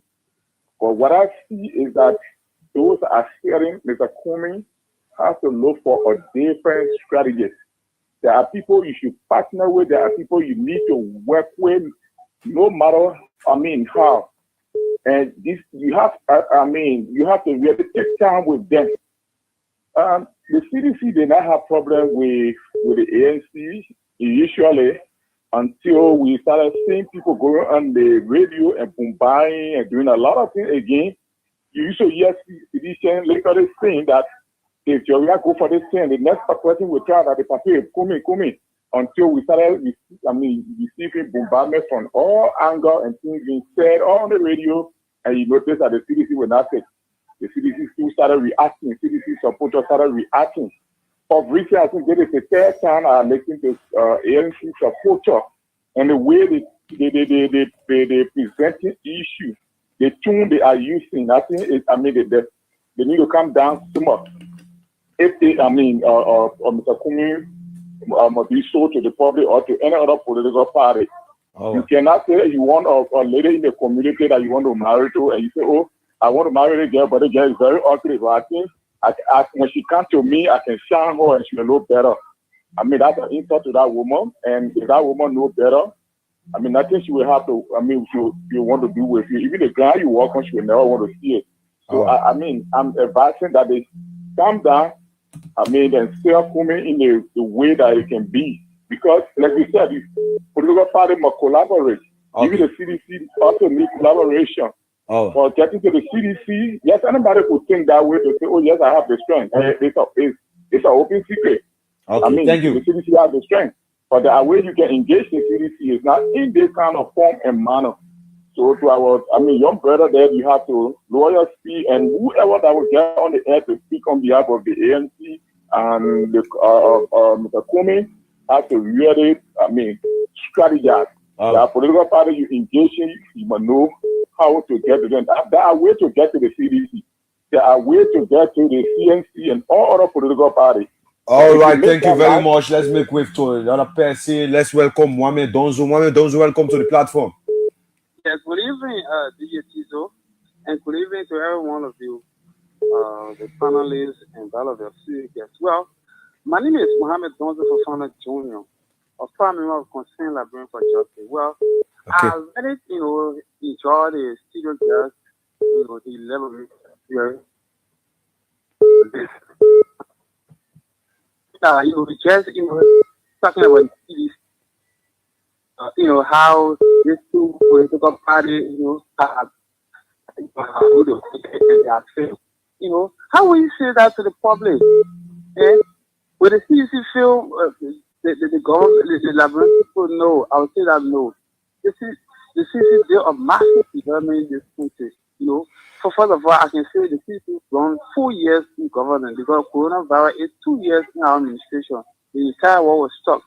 And then your student gets saying that, this cannot win election 2021 with our ANC. Are you killing me, brother? Oh. Yeah? They wouldn't win let me see. They wouldn't win Mr. Comey can be president of this country. Let me say this. On the merge with the CDC, 2029 and 2036, he can elect a president of this country. Thank you, Mohamed. Thank you, Mohamed. The previous caller, what the previous caller said, if you want back on it, kind just saying what of you on the radio, and it is true what the previous caller said. The people always coming, they want to engage. You see, we're gonna say you can't engage or we're not allow you. All right. Okay, thank you. We're not allow you. Thank you very much. Thank you, all you there. So the next person. Good evening. Hello. Yeah, good evening. How are you? We are good. Thanks for asking. Your name calling for where? I'm calling for Carrollton. My name is Francis Yama. Okay, 1 minute. Yeah, I want to congratulate the guys that in the studio. Okay. He very explained very well about everything that happened in our country. But one thing I just want to point out that everything he said there is true. This government is very, very, very bad. Most of the things they are doing right now is not good. Making the youth to be, unemployed. Most of the youth, some of them have 3 graduates, go to school and do all type of things to make sure that they are left better. When they go and get employment, other stakeholders, they use the Unity Party strength to what? To demote them. You understand? So all our brothers are saying this particular government is now doing business for promoting the youth. I think Mr. Eddie Johnson telling them, I think it was okay. So we are saying it was okay. But this government has not progressing on the youth. Very seriously. So we are calling to the president of this country is that the drugs that you see spoiling our country right now. We have to really be careful because we don't want our children and our family to be started with drugs in this country. So thank you. Thank you for the 1 minute. Let's welcome Mambedu. Mambedu, welcome. Good evening. Your feedback is bad, Mambedu. Your feedback. Yeah, hello. Yeah. Oh. Okay, hello. Good.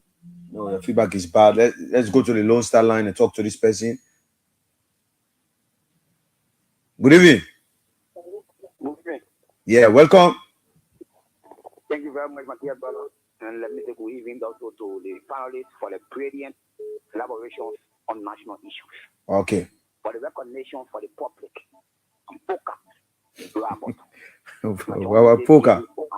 Yeah. Thank you, my dear brother. And I don't got the evening for an unknown destinations.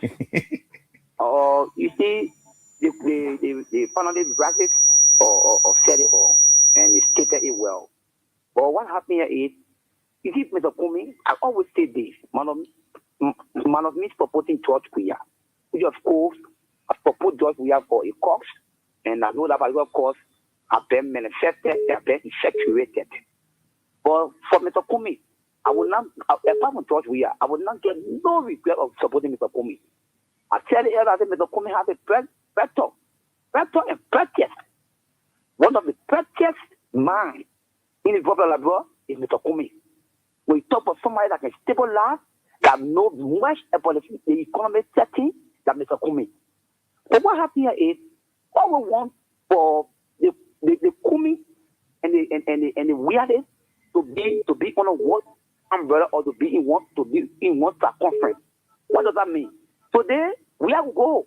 You know, I expect we have to go. Then you expect me to look at my vote, very important, and put it on a being that have been in government for 42 years with no tangibility. You want to tell me the tangibility? We make the records. We have records. Those people have serious,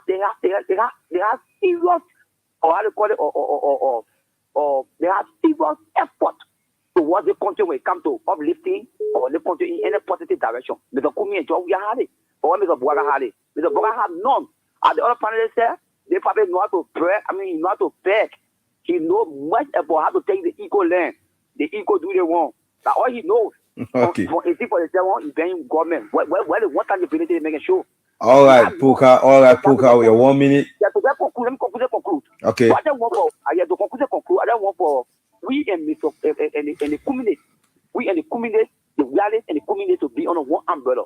So I mean tomorrow, Mr. Kumi is the only figure program local. It is not a worker that have failed the people massively yet. Not a worker you can do worker. Mr. Kumi is the only program local. Thank you. All right. Thank you. Okay, we talk to Mambinu. Mambinu, welcome. Good evening. Yeah, good evening and welcome. Yeah. Point for Bola Bene, you're talking Bola Bene. Let the Liberia police sit now and forget about it. Lani and listen to Spoon, our minister, Nangwe was there. They were talking up, continue about the Bola one. Any government can do what they call we can't talk about the Bola Bene. But I don't have the number. I was coming to call and mean to hear clear. We are not have no responsibility in the moment to tell about. Even said Alexander Kumi, you can't talk about Bola. You know how many president part in Liberia, Kinipona can tell Bola and tell the only regime for the game 3.1 million with small draw in I want the cash a full man. What it goes today? When nothing happened that day, I say that Papa said Ebola. People say that laugh. That was tell. They will say, oh, the Papa said Ebola. She say like nephew be the man. Because like my I know like my sister son there, like nephew, everybody like nephew. So now we say now you will talk about politics. You said you want to draw like kind like we will talk but I will not even say doing nothing for all because it honor a fit. I'm coming listen to Spoon to there.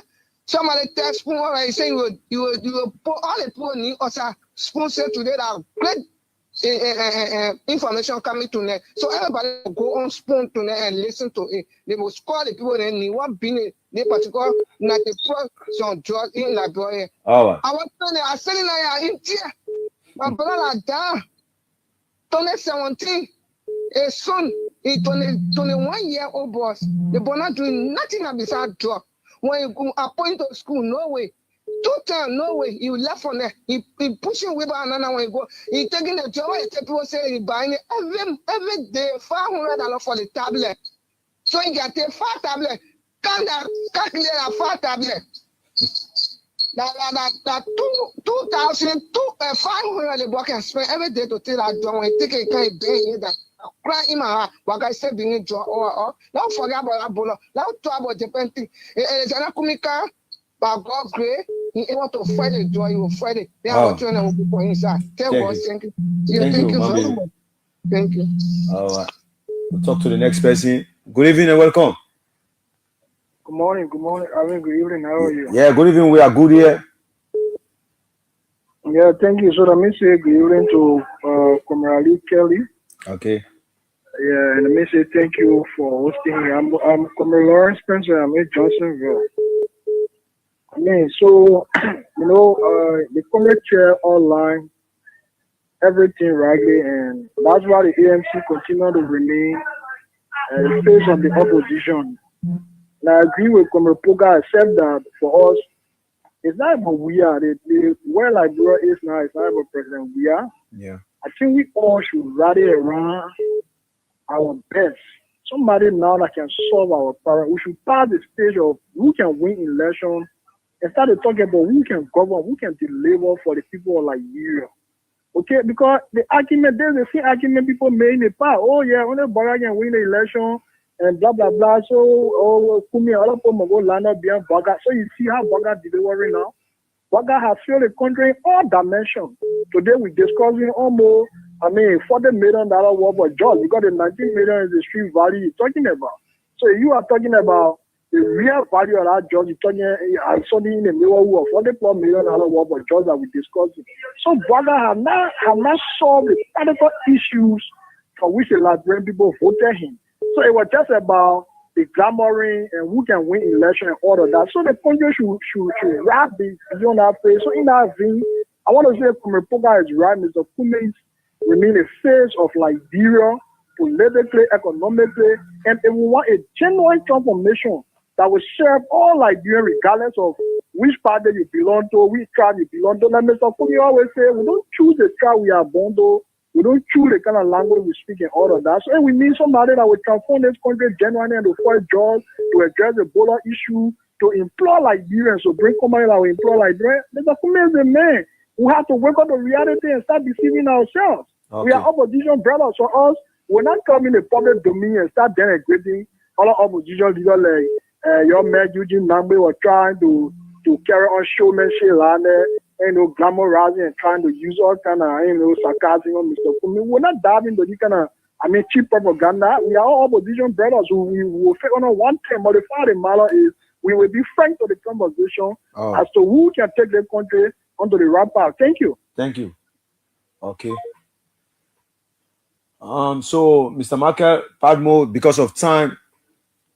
Yes, please. Thank you so much. Thank you so much, Mr. Producer. Yeah, because of time, we have to hold off there. Thank you all who called. And for those of you who are not able to get through, we will be back here again next week with a more riveting conversation. So please follow us. Please tune in, and hopefully we'll get you on at that time. Thank you so much. But let's see if we can go to our closing here. I want to be able to give you enough time, Aliu, so you can. We've touched on a lot of things. We've touched on the last elections coming out of that.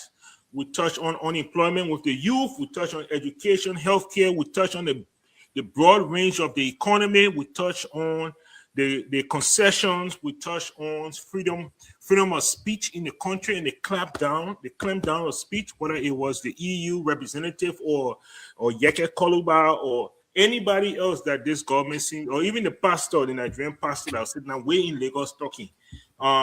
We've talked about the collaboration and looking forward to 2029. We've addressed some issues concerning the comment made by Len Nugent Nangme. And I think a lot of some of our listeners that call, some of our CDC brothers that call, I don't think they got it. I think they thought maybe ANC was the aggressor here, when ANC was only replying to what Len Nugent Nangme has said. And we also talked about, why the Alternative National Congress is best suited for this time. As we close, and as you touch on a few of these, please, if you could also what do you want to tell the youth of Liberia? Why the Alternative National Congress and Exile Coming is the right choice for them, if you're speaking to them. So I'll give you the time. Go ahead, and we'll sit here and listen. Thank you, Mr. Patmo. You see, it's important that we clarify some things, especially those raised by some callers. My CDC brothers, you were saying we're giving this advice to you, to both sides. I think it's a good advice to both sides. Like I said, we acknowledge the fact that no one party can win election. no matter how you think about you have this number, you still need people to win election. ANC needs people to win election. CDC obviously need people to win election, right? Now, but what the ANC is now going to do, mind you, I told you, we are collaborating but gather against our experiences in the CPP. What we experienced in the CPP was that United Party was using Henry Costa, they were using Prophet T to attack the ANC. Then when the ANC say, but why your people attacking or United Party will say, Henry Costa na United Party mail. We can't sanction the things he will say. So CDC now, they are using other people like Eugene Nangbe, who is not an official of the CDC. So when we respond, they will say, but Eugene Nangbe now CDC chairman, now CDC's SG, but he's acting on behalf of the CDC. When Eugene Nangbe comes and becomes sarcastic about Mr. Cummings, he speaks in a way that degenerate our political leader. Then you say ANC people shouldn't respond with attacking the CDC. Look, you can call it whatever you want to call it. But the fact that we are thinking about collaborating with opposition brothers, we think you should respect us while we're in this collaboration. When you start to make derogatory statements like the government to us, then we'll respond in self-defense. You will not come here and Eugene Nangbe go on show, he speaks anyhow to the ANC and the political leader. Then when we talk, say, oh, ANC responding, ANC talking to CDC. No, ANC is not attacking CDC. ANC is making CDC to understand that in this opposition collaboration unity, you must respect everybody because everybody comes with something. Mr. Cummings comes with the capacity to deliver what the Liberian people want. And that's something that the CDC needs. CDC comes with the grassroots support base. It is something that the ANC needs. So we understand our strengths and weaknesses. But if you get on radio and start to emphasize my weaknesses in a way that will make me appear small, then we'll respond with equal force and magnitude. That is what we are doing. Not that we are against the CDC or attacking CDC. When you attack us, we respond because we are under the moral obligation to protect the image of our party and our political leader. So don't come here and start to play victim. No, you attack us, we respond. Thank you. Now, on the question of where do we go from here? Yes. This brings us to the young people of the country. The youth policy report that was recently passed and drafted by the FLA, Federation of Liberian Youth, and the Ministry of Youth and Sports, together with all of the different civil society actors and youthful institutions. In that report, it stipulated that we are pretty close to 75% youthful population in the country. Meaning most of the people in the country are young people. So predominantly because of our youthfulness, we are at the disadvantage of the material condition in the country. How many young people can say today, I'm living my dream? How many young people? How many young people can say, I'm comfortable? Tomorrow morning, I can wake up without thinking about where I will start my day, where I will get fuel face from. It is rare. In Liberia today, when you start your day, that achievement, in the morning, somebody asks you, Mama, you're not bossy? And you say, yeah, you happy because you're not eat. The other men are eat. So if the minimum achievement in the country is to find food in the morning, then that is a country in reverse. You need a leader who will be thinking ahead. Other countries, young people, having accounts within the 75% youthful population. How many of us get account at different banks? When I get account, when I even know what to call account and bank statement, it's not there. These are basic minimum things across different countries. Young people are making strive. Young people are establishing businesses. Yeah, with 35-year-olds still were my parents. And we think that is normal. You think that is normal? It is abnormal. We are so used to abnormal conditions that we think it is the right way now of life. We must find alternative people who have seen it all. It hurts me when our leaders go out and see system functional, see institution working. They admire those things when they go out. When they come back, they return to that default setting of backwardness. It is as if to say when the people go out and they see all the good things, when they come back to the country, like we are incapable of getting these good systems. We don't have system in the country. Systems. No government institution can tell you, say, they are aware of how many graduates university and vocational institution can put out every year. So estimation. So you don't even able to craft policy, because if you know how many people unemployed, you are capable of crafting policy to address that need. You don't have it. How many pregnant women across the country that give birth annually every year on safe conditions? There are some places where people still use torchlight and candle on humiliating conditions. People are giving birth. Today, if you went to JFK, people are being held hostage. They are being imprisoned falsely because they don't have 25,000 Liberian dollars to pay their maternity bill. I'll tell you a story before I close. There was a guy who later gave birth to JFK. The man went there to see a woman because he don't have the money. So he took the ticket, the visiting ticket at the security booth. He went there, he took the visiting ticket and gave it to the woman to come outside with the baby and pretend that she was the visitor. Because he showed the ticket, mean you are the visitor who entered. So she gave the ticket to the security guard to the booth. Reluctantly, the security guard asked her, but who you came to visit? That's where the problem started. That her name on the book as the patient. Who you going to visit now for the man to march the Sunday and clear you that the visitor is going? She brought the man attention to it. But you don't know who you going to visit. Stay on our side. Investigation started. The husband who gave her the ticket gave it. Look at that kind of shameful conditions. Then you think all is well. And you know, the enemy of every society are the happiest slaves in the midst of suffering majority. Those who enjoying peanuts today, who getting salary, who they can get scratch card to call on the show and talk about opposition leader, they think everything is okay. And the rest of the other people are just being pessimistic. They are just being opposition. No, conditions in the country are tough. Take your microphone, go and hear people's stories. Look at the expression on Liberians' faces, and we'll tell you that something needs to be done, and that needs to be done urgently. We need leadership in this country, and that is the leadership Mr. Kumi is offering himself to provide for the country. And young people are at the receiving end of that leadership because it's going to benefit us most than any other person or demographic in the country. Thank you very much. Thank you so much. Thank you so much, Aliu. Thank you so much for joining us today. Time is far spent. Thank you, Tuzon, for producing this. To our listening audience out there, you've been listening to L.I.B TV Monday edition, and I've been your host, Mr. Michael Padmore. I want to thank you for joining us. We appreciate you giving your time. Join us again throughout the week. L.I.B Future TV is on from Monday through Friday with some riveting shows for you. Every day, the same time, 7 p.m. Liberian time. And we'll have another show for you tomorrow as well. Until we see you again next week, thank you. Have a safe evening.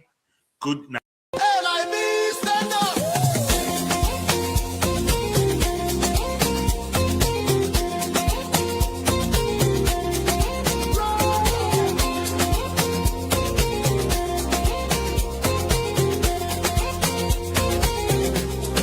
Take me back to Liberia, where the drums still play my song.